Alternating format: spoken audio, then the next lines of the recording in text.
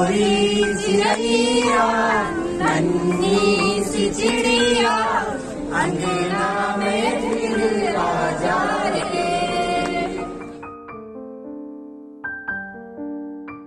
नमस्कार, आदाब, सत श्री अकाल, जय भीम, जोहार। मेरा नाम है नवीन कुमार।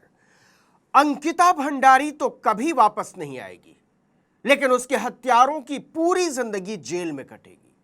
हालांकि भाजपा की डबल इंजन सरकार ने अपने नेता के हत्यारे राज दुलारे को बचाने में शुरू में अपनी तरफ से कोई कमी नहीं छोड़ी थी, लेकिन कोर्ट ने उसकी जिंदगी जेल में सड़ाने का हुक्म दिया है। पूरे 2 साल 8 महीने बाद जिला कोर्ट का फैसला आया है कि भाजपा वाले नेताजी का लौंडा न केवल अय्याश है, बल्कि 1 नंबर का धूर्त और एक गरीब लड़की का हत्यारा भी है। हमने तुझे पे जहां भर जुल्म किए, हमने सोचा नहीं तू जो उड़ जाएगी, ये जमीन तेरे बिन सूनी रह जाए। आखिरकार इस संघर्ष को मकाम मिल गया है। सत्ता और दौलत के नशे में झूमते अंकिता भंडारी के हत्यारों ने सोचा था कि सरकार और पुलिस को जेब में रखने की उनकी अदा और आदत फिर से अपना कमाल दिखा देगी, लेकिन ऐसा हो नहीं सका। इसके साथ ही भाजपा को काठ मार गया है, क्योंकि पुलकित आर्य को बचाने के लिए सरकार ने सबूत मिटाने में कोई कसर नहीं छोड़ा था। उस रिजॉर्ट को ही गिरा दिया जिसमें अंकिता भंडारी पर पुलकित आर्य के जुल्म के निशान के सबूत हो सकते थे। लेकिन कोर्ट ने अपनी सील के साथ लिख दिया है कि भाजपा के पूर्व दर्जा प्राप्त मंत्री के बेटे ने लड़की को न केवल बेरहमी से मारा, बल्कि मारकर उसे गंगा में फेंक दिया।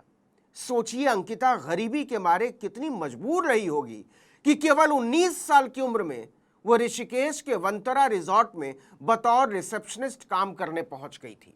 इस रिजॉर्ट का मालिक था पुलकित आर्य। पुलकित आर्य के पापा विनोद आर्य भाजपा के बहुत बड़े नेता थे। विनोद आर्य के शौक के किस्से भी कम नहीं है। उनके शौक की कहानी सुन लेंगे तो दांतों तले अंगुली दबा लेंगे।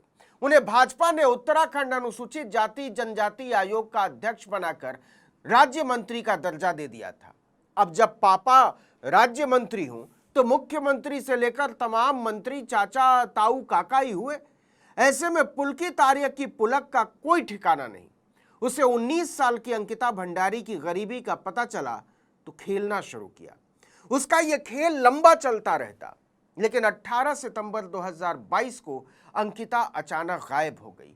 उसका फोन जब ऑफ आया तो उसके पिता ने रिजॉर्ट पहुंचकर कर्मचारियों से पूछताछ की। बेटी का पता नहीं चलने पर उन्होंने गुमशुदगी की रिपोर्ट दर्ज कराई, वो भी बड़ी मुश्किल से।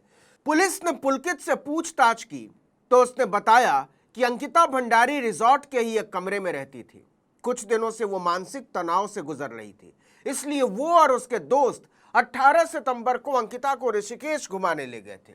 सारे लोग देर रात वापस लौटे और रिजॉर्ट में ही बने अलग अलग कमरों में सोने चले गए। पुलकित आर्य ने बताया कि 19 सितंबर की सुबह अंकिता अपने कमरे से गायब थी। पुलिस की पड़ताल में यह कहानी सरासर झूठी निकली। रिजॉर्ट के कर्मचारियों ने उसकी पोल खोल दी।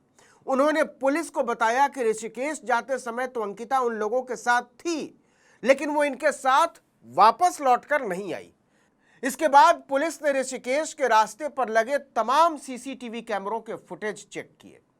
इससे यह बात साबित हो गई कि रिजॉर्ट से जाते समय कुल 4 लोग थे, लेकिन वापस 3 ही लोग लौटे।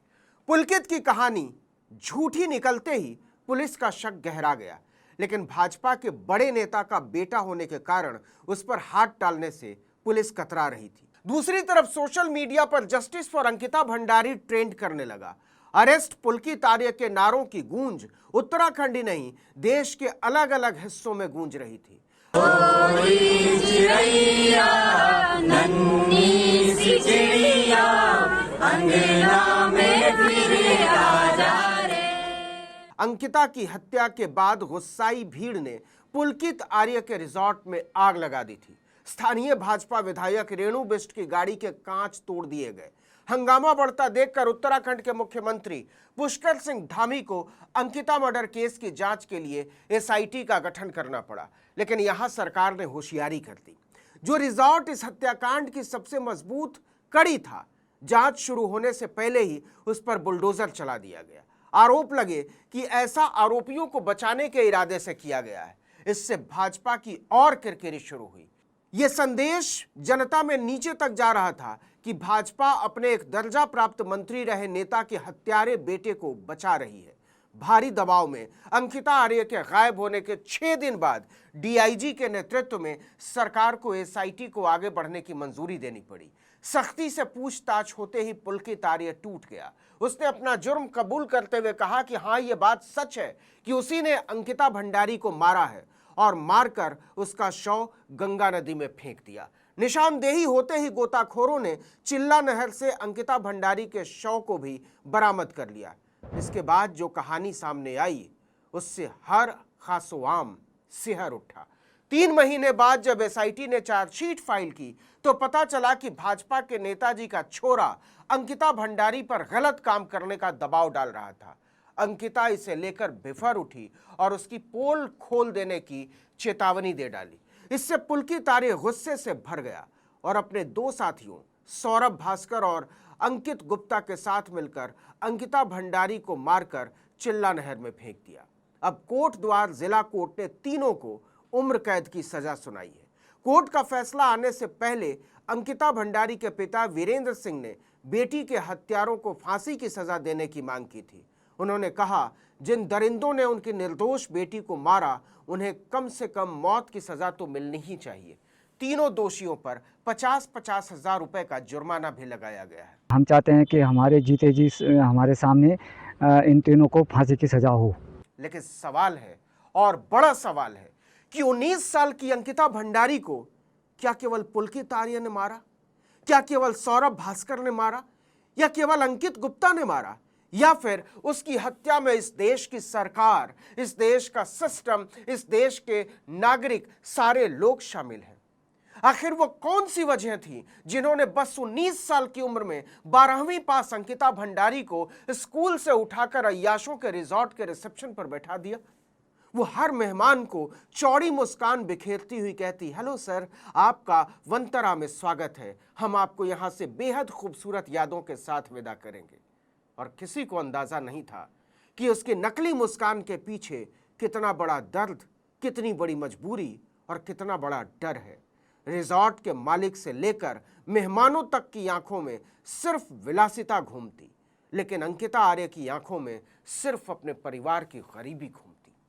वो अपने माँ बाप को उस दलदल से बाहर निकालना चाहती थी। इसीलिए 12वीं पास करते ही होटल मैनेजमेंट का शॉर्ट टर्म कोर्स किया और काम के लिए ऋषिकेश पहुंच गई। लेकिन परिवार को गरीबी के दलदल से निकालने की कोशिश में उसके अपने पैर स्वाभिमान और जरूरत के बीच बने मजबूरियों के दलदल में ऐसे धंसते चले गए कि पहली तनख्वाह आने से पहले ही अंकिता की जिंदगी को भाजपा के नेता का बेटा खा गया, और वो मुसलमान नहीं था। क्या आप इसे समझ पा रहे हैं?